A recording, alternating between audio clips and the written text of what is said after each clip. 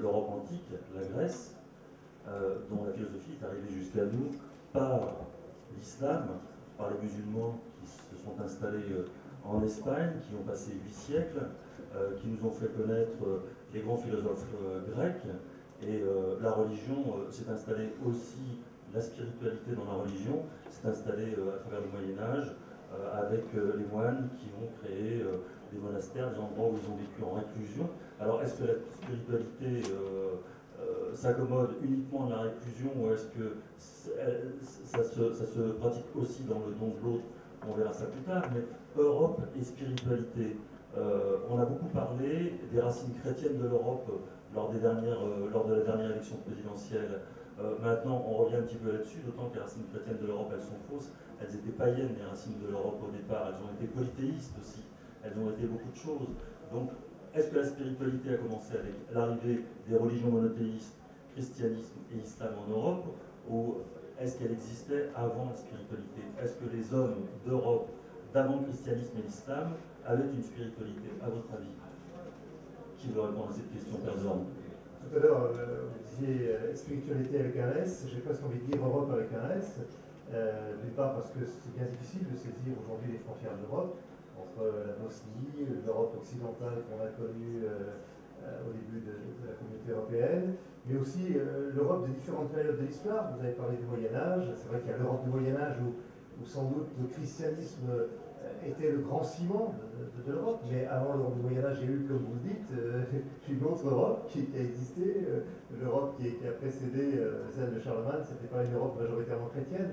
Voilà, donc il y a divers temps de l'Europe. Et aujourd'hui, on est entré aussi dans une nouvelle période, et je crois très nouvelle par rapport à ce qu'on a pu connaître d'un certain nombre d'entre nous les décennies qui ont précédé, c'est-à-dire une Europe où le christianisme n'est plus la religion dominante, où le christianisme ne guide plus les consciences des gens, ne guide plus les nations, comme il l'a fait pendant plusieurs siècles, et où pour la première fois, sans doute dans l'histoire du monde, chacune a la possibilité de choisir son chemin spirituel, d'aller choisir parce qu'il y a la rencontre du bouddhisme, il y a l'hindouisme, il y a l'islam dans ses diverses manifestations, etc.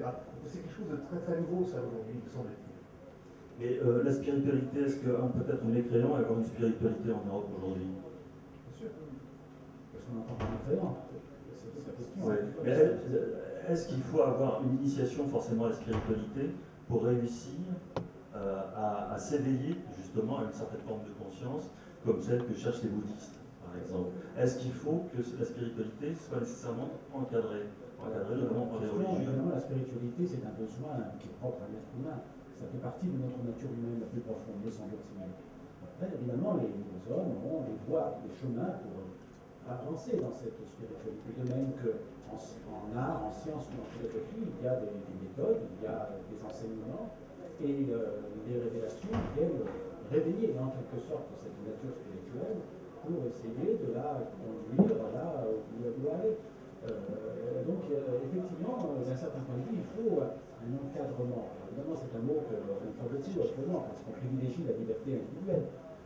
Simplement, l'individualisme, c'est pas la spiritualité. La spiritualité, c'est quelque chose qui, justement, nous amène à nous dépasser nous-mêmes, à nous élever au-dessus de nous-mêmes. Et quand on veut tailler sa spiritualité à la mesure de son individu, on ne fait que de l'individualisme, de la réalisation personnelle. Alors, ce qui nous intéresse, au fond, sans doute, ce n'est pas la réalisation personnelle, c'est la réalisation spirituelle. C'est réaliser ce pourquoi nous sommes ici. C'est la question du sens. Et pour ça, il faut quand même arriver à brider d'un certain point de vue notre individualisme qui est le plus grand obstacle à la vie spirituelle. Est-ce qu'il y a des accords, Philippe Godin? C'est-à-dire que vis-à-vis de ce débat, il faut toujours faire une distinction qui est salutaire. Il faut toujours distinguer le sujet et l'individu. Donc l'individu, c'est un mot qui dit en latin ce que dit le mot atome en grec. Quelque chose qu'on ne peut pas diviser, c'est-à-dire la plus petite unité de quelque chose. Mais l'individu, ça a une signification un peu limitative. L'individuel, c'est le particulier. C'est le fait qu'on mesure telle taille, qu'on soit ceci ou cela. Et c'est vrai que ce n'est pas très intéressant, après tout, nos particularités individuelles. Par contre, on aurait tort de croire que tout ce qui est subjectif est purement individuel ou particulier.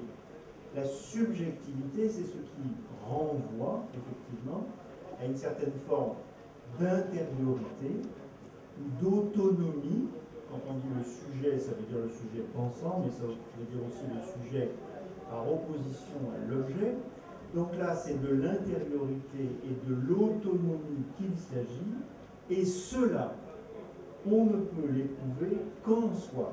Et c'est un travail que l'on doit faire soi-même, en tant qu'individu, sur soi, en tant que sujet.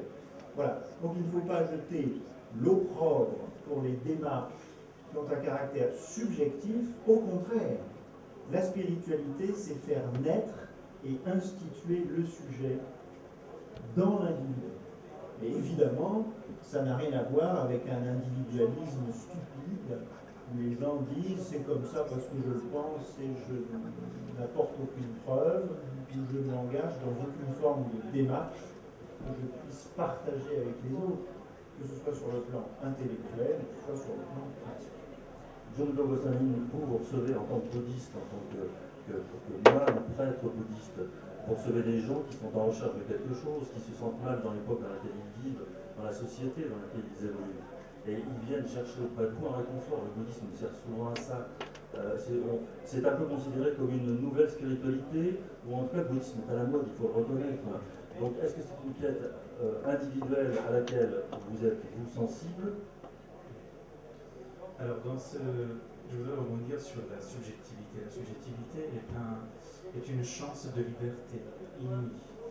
C'est-à-dire le fait qu'il y ait cette possibilité de choisir une forme, d'emprunter une voie qui formellement est différente d'une autre, permet effectivement à l'individu de se sentir à l'aise avec la pratique, qu'elle soit chrétienne, musulmane, bouddhiste, etc.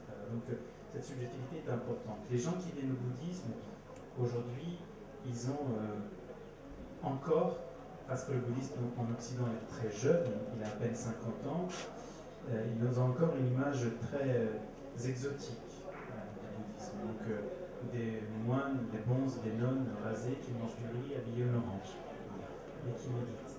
Voilà. Donc, faites mentir la tradition d'ailleurs ce soir. D'ailleurs, en mode zen, on ne porte pas de couleurs chatoyantes, effectivement. Les gens qui viennent dans un temple, dans une voie bouddhiste, ils viennent d'abord parce que ils pensent pouvoir trouver une largesse d'accueil, une attitude très large d'accueil, puisque dans le bouddhisme, effectivement, il y a une voie monastique consacrée, une voie monastique séculière.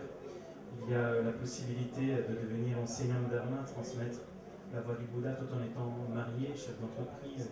Il y a également ce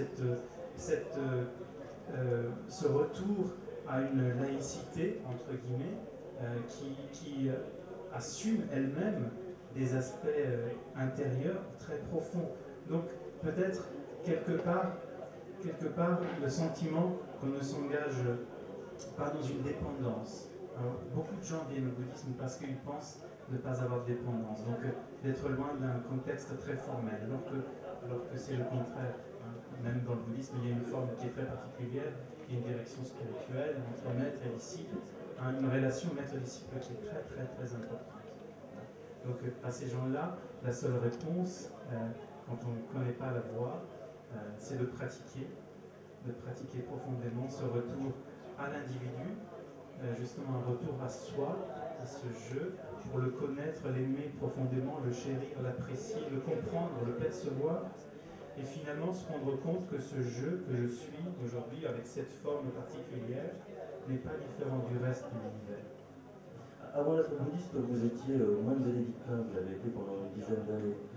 Donc vous avez vécu d'une certaine manière la réclusion des moines. Est-ce que cette spiritualité-là n'est peut-être pas très égoïste? Donc on est replié sur soi-même, alors qu'il existe une autre spiritualité qui consiste à aller vers les autres, à parcourir le monde, à faire des rencontres, à connaître des différences. Est-ce que vous ne l'avez pas ressenti comme ça après Ça a été le drame de mes parents, la réclusion. Après le séminaire, quand j'ai choisi la vie bénédictine.